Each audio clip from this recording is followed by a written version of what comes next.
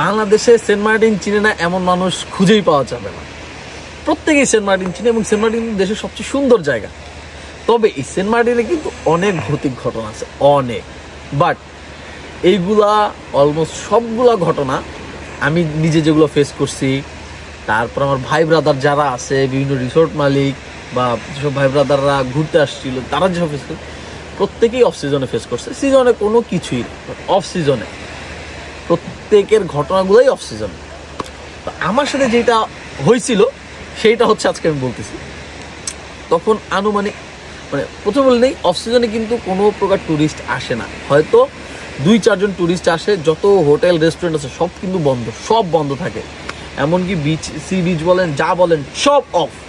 বাজারে জাস্ট 2-3টা দোকান খোলা থাকে। তো বুঝতেই পারতেছেন অফ সিজনে সেন্ট মার্টিন কেমন থাকে।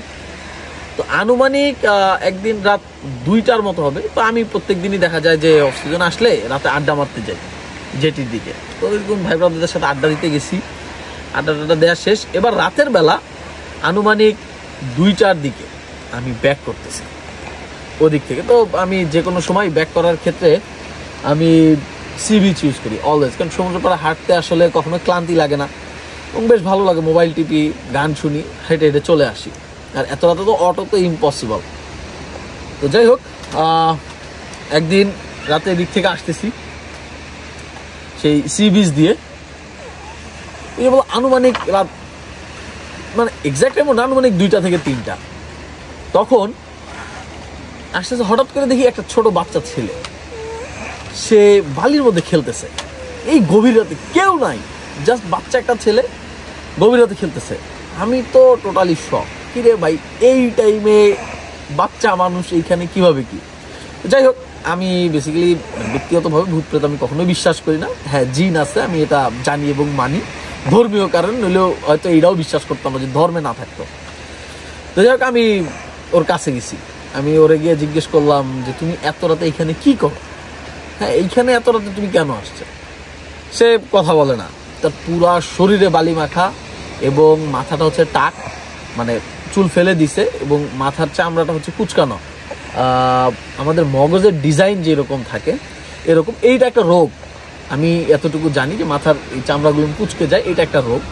তো যাক, বাচ্চাটার এরকম অবস্থা ছিল। আর একটা পাঞ্জাবি পরা ছিল, ট্রাউজার পরা ছিল, বাট ওর পুরো বডিতেই হচ্ছে বালি মাখা। আমি ওরা জিজ্ঞেস করলাম এত রাতে এখানে কি করো, বলে আমি খেলতেছি। আমি বললাম এত রাতে, চলো তোমার আমি বাসায় দিয়ে আসি। সে বললো না, সে বাসায় যাবে না। সে কিন্তু আঞ্চলিক ভাষায় বলতেছে।